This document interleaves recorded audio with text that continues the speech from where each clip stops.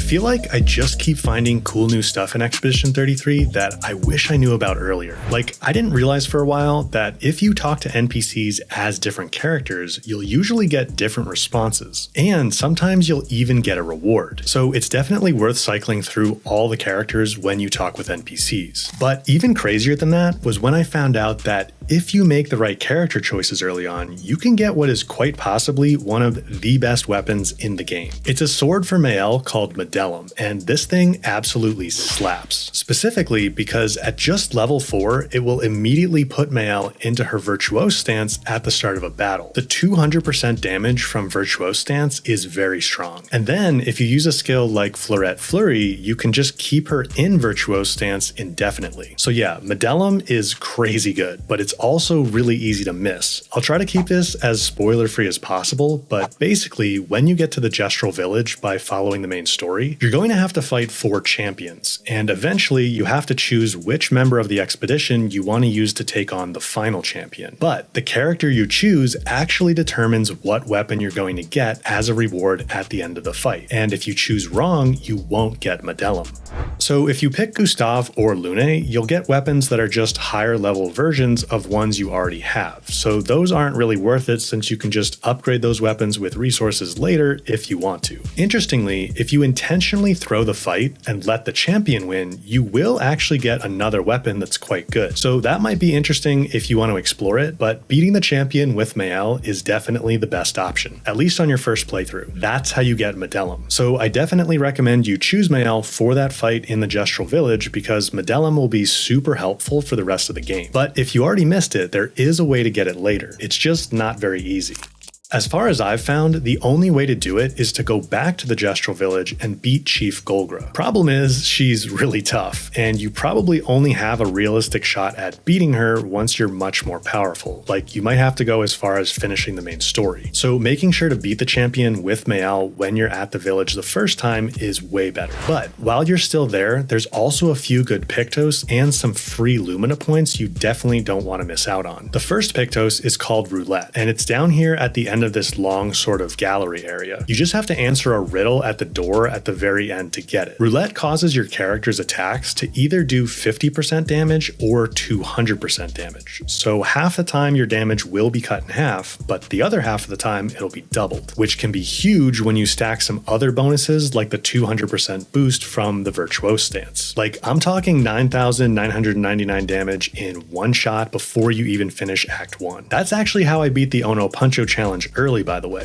I equipped Mael with Medellum and then also gave her the Roulette Pictos and the Marking Shots Pictos. You could also equip those as Lumina if you've mastered them, of course. Then I started the fight by having Gustave give Mael more action points and having him do Powerful to boost Mael even more. I literally just skipped Lune's turn because we don't really need her skills for this. And then, once it was Mael's turn, I started with a few free aim shots until I got a red X for Mark, which gives another damage boost. And then I went ahead and used Percy to get the max damage hit. It might take a few attempts if you get unlucky with Roulette, but this totally works. Oh, and by the way, Percy only costs 2 action points when Mael is in Virtuose stance. Just another reason Medellum is so good. You might also want to go find the secret gestural arena on the map to get a set of Pictos that give you some great boosts when fighting with just a single party member. That's probably the intended way to beat Ono Puncho. But there are more good Pictos over at the Bazaar too, and a pretty good weapon for Mael as well, especially if you missed out on Medellum.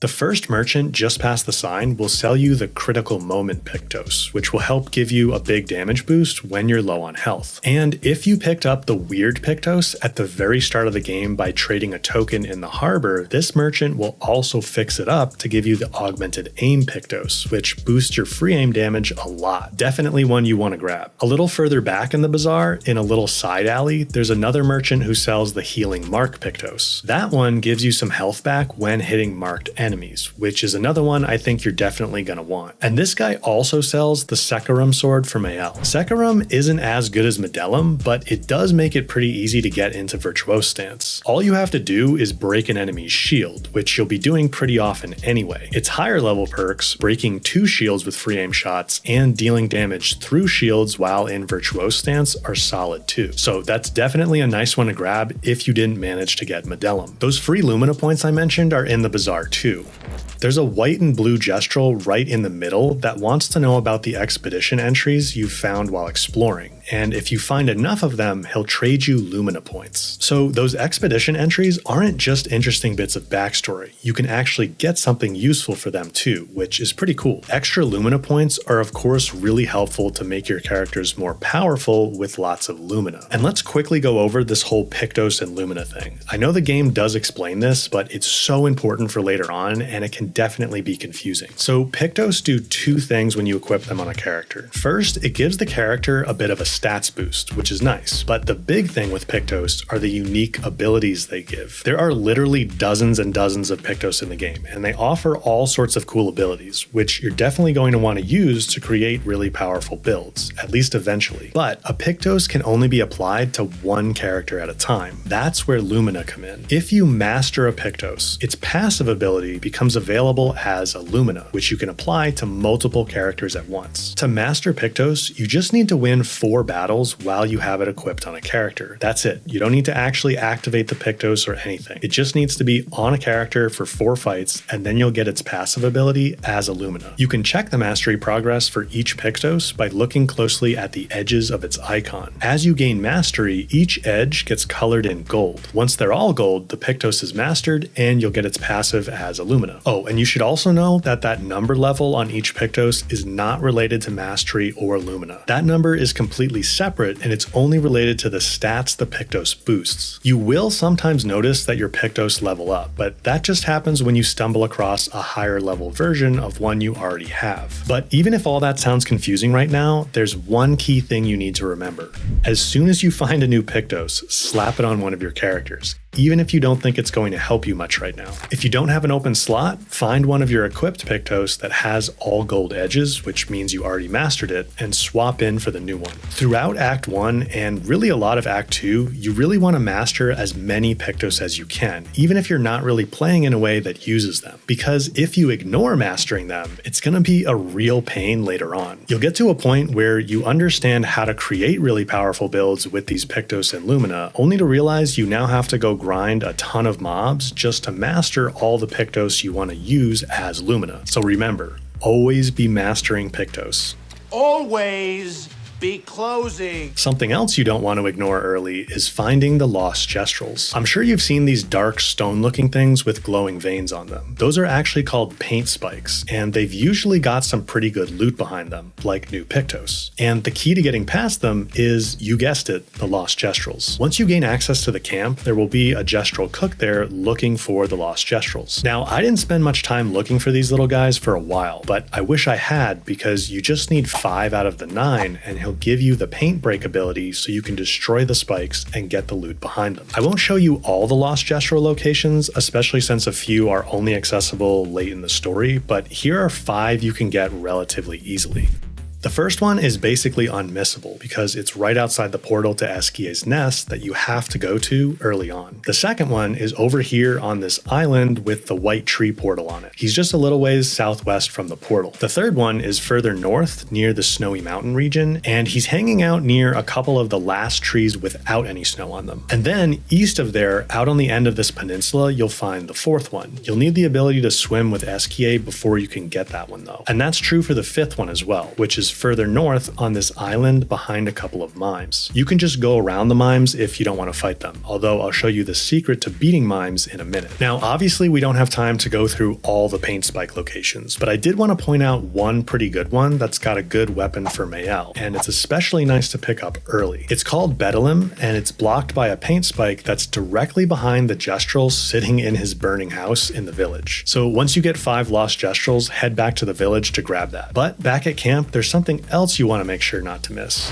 I don't want to show you too much footage of it because it'd spoil a big part of the story, but once you have access to the campsite, if you interact with characters, you'll start noticing the option to spend time with each of them, and you definitely want to do that. These might just seem like extra bits of narrative, but spending time with a character will increase the relationship level, and once you reach certain levels, you'll actually unlock new gradient attacks to use in combat, which are some of the most powerful and useful attacks in the game. And there are some other rewards for leveling up up relationships as well. So it's definitely worth taking the time to chat with everyone. It's also definitely worth your time to talk with the unpainted white Nevrons you'll find as you explore too, like Jar, the first one who's unmissable early on. If you help these guys out, they'll give you some pretty good rewards, like new weapons, but even more importantly, you don't want to attack them afterwards. You will have the option to fight them each time after helping them, which you might assume would maybe give you an even better reward, but you don't really get anything good, and more importantly, killing them will prevent you from claiming a really good reward later on.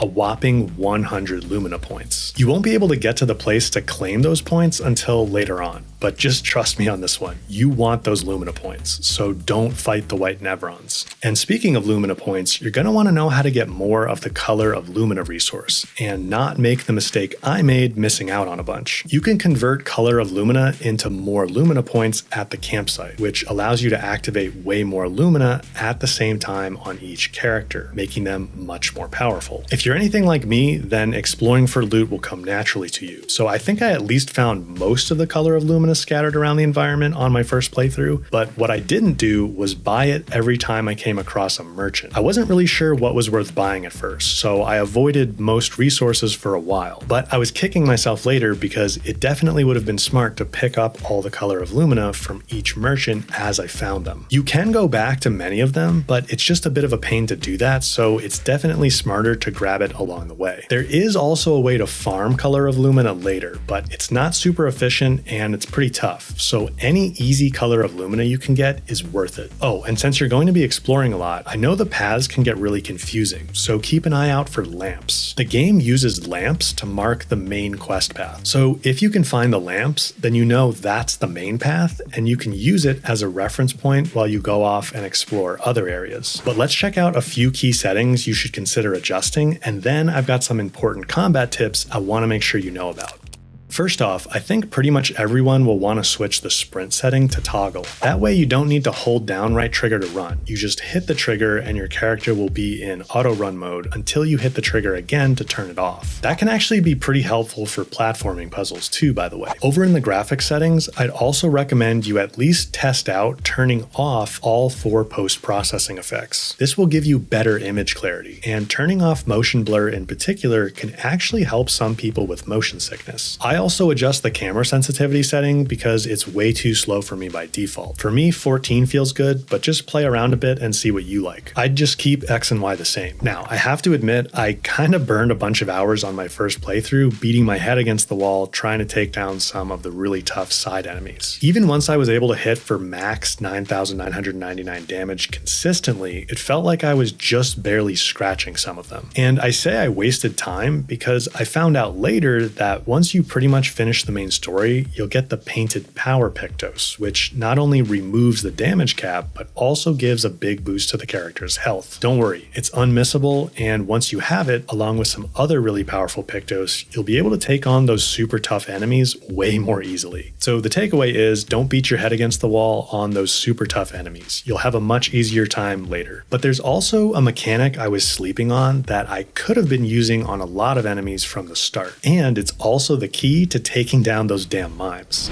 I'm talking about break. Break is basically the same as what many games call stun. When you break an enemy, a few really good things happen. Well, good for you, terrible for them. First, most enemies will lose their next turn, which means you get to go again, or at least go again sooner, and you can often beat them down while they're broken. They also take extra damage while broken, and if they have any sort of defenses, those get removed with the break. And that's why it's so helpful with the mimes. See, that invisible wall they always put up at the start isn't just their dumb little show. That wall is actually nerfing your damage like crazy. But breaking the mime removes the wall and lets you deal damage normally. So you want to focus on breaking the mimes as fast as possible if you want to beat them way more easily. So here's how break works. Every enemy has a gold break bar under their health bar, and pretty much all your attacks will build up a little bit of break. We need to build that bar up to trigger a break, but unless you know how to build up bigger chunks, it'll take forever to fill up the bar. Like, you probably won't even get close most of the time. So to build it up faster, there are a few things to focus on.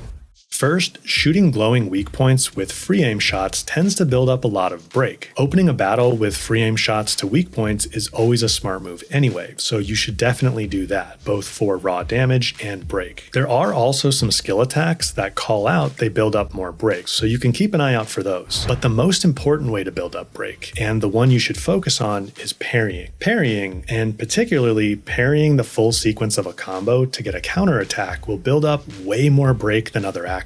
So you definitely want to get good at parrying, which we'll come back to in a second, but just filling up the break bar isn't enough. You also need to know how to actually trigger it. So once it's full, you'll see this little star icon at the right end of the bar. And to trigger a break, you need to use one of the specific attack skills that says can break. Only then will you actually break the enemy. But clearly parrying is really important here, which is why I'm working on an essential combat video that I'll put right here when it's ready. Until then, if you want to come chat about the game with me and a bunch of other people that love it, you're welcome to join my Discord server. The link is in all my video descriptions. Thanks for watching, and I'll see you in that next video in just a second.